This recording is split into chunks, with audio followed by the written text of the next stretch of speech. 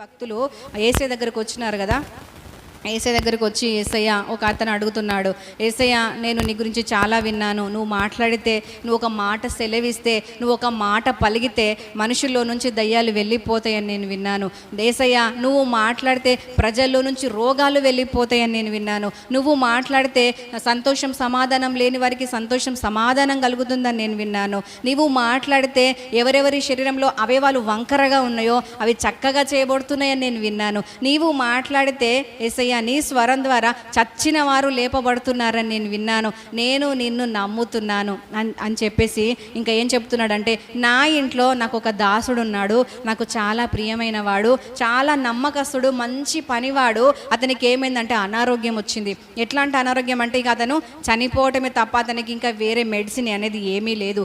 అలాంటి స్థితిలో నా దాసుడు పడి ఉన్నాడు. అతను చనిపోవటం నాకు ఇష్టం లేదు యేసయ్య, ఒక్క మాట చెప్పు సరిపోతుంది, అతడు బ్రతుకుతాడు పో అని ఒక్క మాట చెప్పు యేసయ్య, నువ్వు చెప్తే నా దాసుడు బాగైపోతాడు అని చెప్పేసి అతను యజమానిగా ఉండి తన దాసుని కొరకు మొర్ర పెడుతున్నాడు. దాసుని కొరకు మొర్ర పెడుతున్నప్పుడు యేసయ్య ఏమన్నాడంటే, ఇతనికి ఎంత మంచి విశ్వాసం ఉంది, ఇతనిలో ఎంత గొప్ప భక్తి ఉంది, ఇట్లాంటి భక్తి పరులను నేను నిరుత్సాహపరచను అని అనుకున్నాడు యేసయ్య. మన మంచి భక్తి పరులమైతే, మన మంచి ప్రార్థన పరులమైతే, మనం దేవుణ్ణి మంచి మనసుతో వెంబడించు వారమైతే శూన్యంలో మన కొరకు సమస్తము సృష్టించబడుతుంది. ఆమెన్ ఆమెన్ చెప్పుదామా? ఆమెన్. మనము దేవుని దగ్గరికి వెళ్ళి గోజాడితే, ఏదైనా నాకు ఇది కావాలి యేసయ్య అని మనం అడిగితే ఆయన ఒక్క మాట సెలవిస్తే మనకేం కావాలో అక్కడ మనకు అది అనుగ్రహించబడుతుంది. అక్కడ శతాధిపతి ఏం చేస్తున్నాడు, అతను ఒక మంచి స్థాయిలో ఉన్నాడు, మంచి హోదాలో ఉండి మంచి జాబ్లో ఉన్నాడు, మంచి ఉన్నత పొజిషన్లో ఉన్నాడు, మంచి డబ్బు కలిగినటువంటి వ్యక్తి, ధనము కలిగిన వ్యక్తి, మంచి పేరు పలుకుబడి కలిగిన వ్యక్తి. అతను వచ్చి యేసయ్య దగ్గర రిక్వెస్ట్ చేస్తున్నాడు. ఆ రిక్వెస్ట్ని యేసయ్య కాదనలేకపోయి ఏం చేస్తున్నాడంటే ఒక్క మాట సెలవిచ్చాడు, ఓకే నీ దాసుడు స్వస్థత పొందుకుంటాడు అని చెప్పేసి.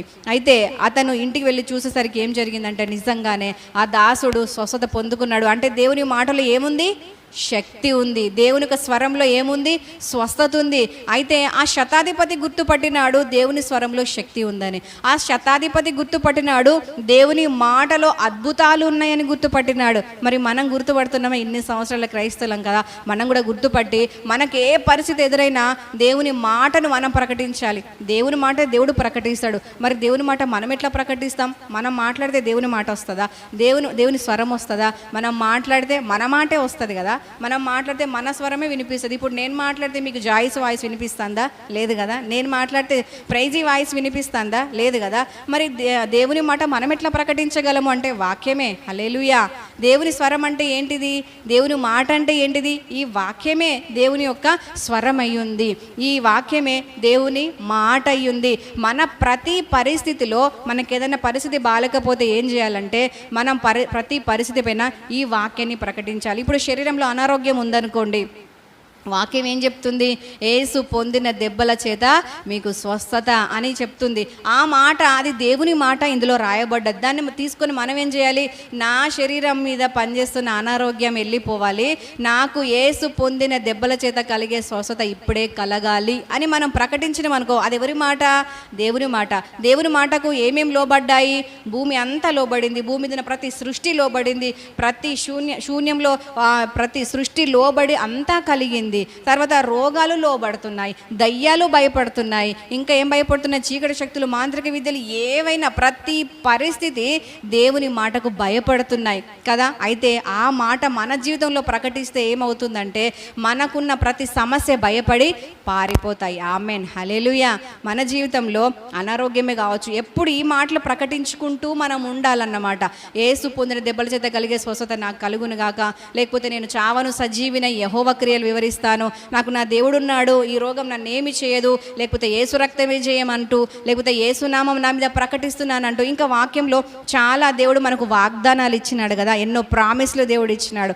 వాటన్నిటిని కూడా మనము జ్ఞాపకం చేసుకోవాలి. ఏమనంటే అవన్నీ దేవుని స్వరాలు, దేవుని మాటలు, దేవుని వాక్కులు, దేవుని వాక్యము, దేవుని వాగ్దానాలు. వీటన్నిటినీ మనం ఏం చేయాలంటే మన జీవితంలో అప్లై చేసుకోవాలి. ఏదైనా మనం ఒక పరిస్థితిలో నడుస్తున్నాం, మనం ఏదో సక్సెస్ కొరకు ఒక గోల్ కొరకు పరిగెడుతున్నాం. ఆ గోల్కు మనం చేరాలంటే చాలా కష్టం. అమ్మో నా వల్ల కాదు, నాకు అంత జ్ఞానం లేదు, నాకు అంత తెలివి లేదు, నేను సాధించలేను, ఈ ర్యాంకు కొట్టాలంటే నా వల్ల కాదు, నేను అక్కడికి చేరాలంటే నా వల్ల కాదు, ఇక్కడ సీటు కొట్టాలంటే నా వల్ల కాదు అనుకున్నాం అనుకోండి, అక్కడ దేవుని మాట ప్రకటించాలి. యేసు నామపేట నాకు విజయం అనే మాటలు ప్రకటించాలి.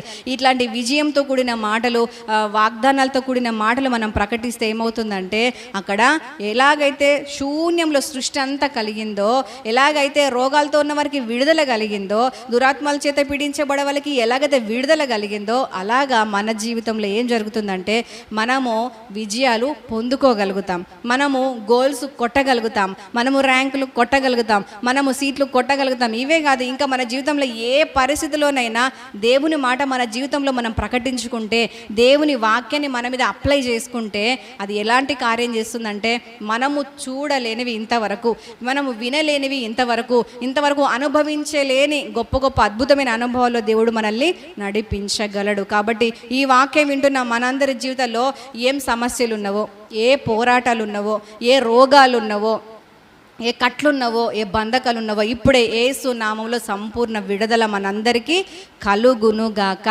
ఆమెన్. ఆమెన్ చెప్పుదామా? ఆమెన్.